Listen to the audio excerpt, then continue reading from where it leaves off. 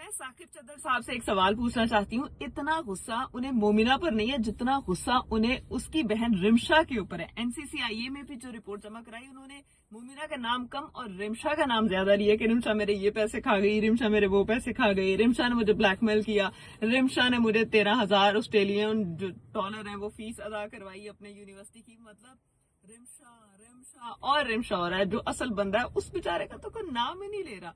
क्या वो अंदरूनी मोहब्बत है जिसकी वजह से उसका नाम नहीं लिया जा रहा? अब बताते हैं कि हो क्या रहा है असल में रिमशा के साथ। अब अदाकारा मोमिना की बहन रिमशा इकबाल के खिलाफ पंजाब बार काउंसिल में वकालत की लाइसेंसी की मुअत्तली या मनसूखी के लिए शिकायत दायर कर दी गई है जी, कि इसका जो वकालत का लाइसेंस है सादा अल्फाज में उसे मनसूख कर दिया जाए। उसकी वजह भी बताई उन्होंने।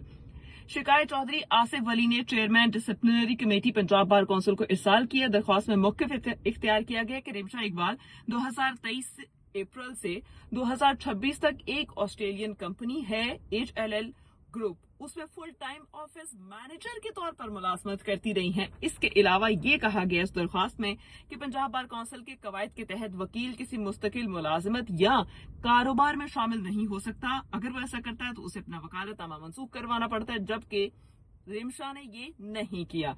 दरख्वास्त के साथ मुबैना तौर पर मुलाजमत के दस्तावेजात और तनख्वाह की बैंक ट्रांजेक्शन्स का रिकॉर्ड भी मौजूद है। पक्का काम किया है जनाब, पक्का। और शिकायत में मुतालबा किया गया है कि मामले की इंक्वायरी करके अगर ये इल्जाम दुरुस्त साबित होते हैं तो इनका लाइसेंस मुअत्तल या मनसूख कर दिया जाए। अलबत्ता अभी ये इल्जामात हैं और ये बार के पास गए तो हतमी फैसला पंजाब बार काउंसिल की इंक्वायरी और कानूनी कार्रवाई के बाद होगा कि रिमशा का क्या किया जाएगा, मार दिया जाएगा या छोड़ दिया जाएगा।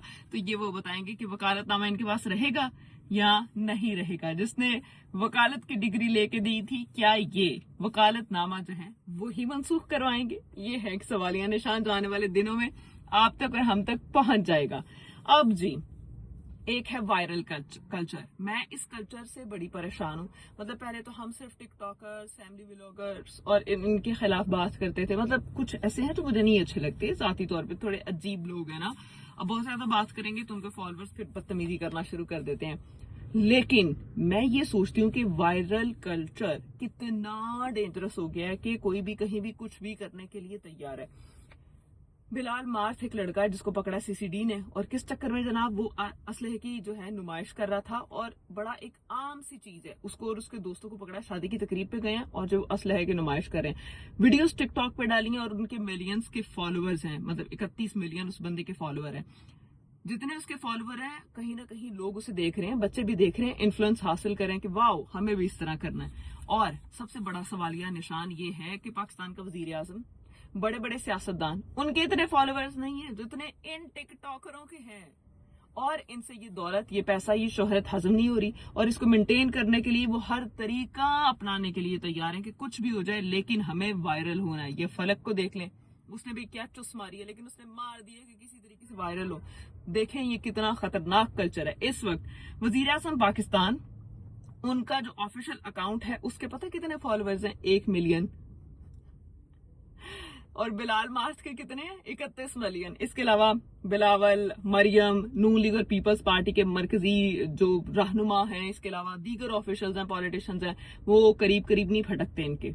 हाँ, इमरान खान जो है वो आउट ऑफ द सिलेबस वाला काम है, उनका हिसाब और है, उन तक पहुंचना मुश्किल काम है। उनके फॉलोअर्स और ही कैटेगरी के हैं और मिलियंस में हैं। बाकी जितने भी सियासतदान है वो इनके आसपास नहीं फटकते। और इन जनाब ने क्या किया अब आपको ये बताते हैं। बिलाल मार्थ केस है क्या?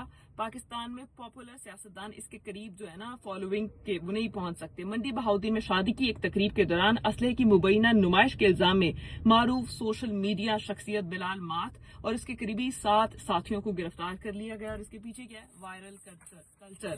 सिर्फ यही नहीं, नदीम नानीवाला को अगर देखा जाए तो कल परसों 2 दिन पहले उसके केस हुआ था जनाब। उन्होंने क्या किया था? गाड़ी डिफेंस में जब नाके पे रोकी गई, उसने नहीं रोकी और भगा दी।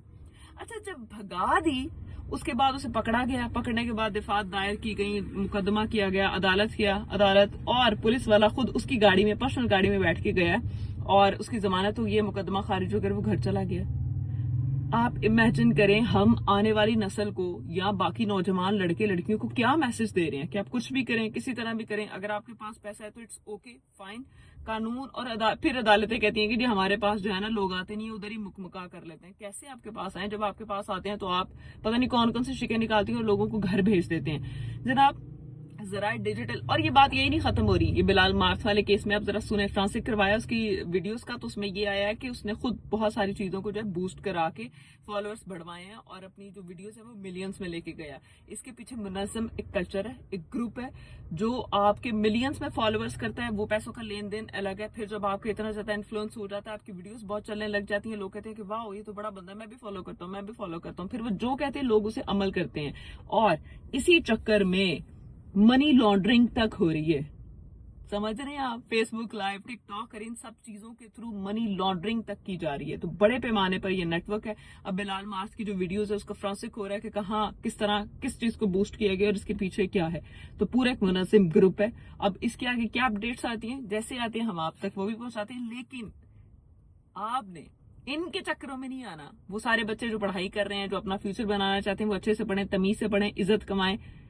सिर्फ पैसा सब कुछ नहीं होता। पैसा बहुत इंपॉर्टेंट है, लेकिन सिर्फ पैसा सब कुछ नहीं होता।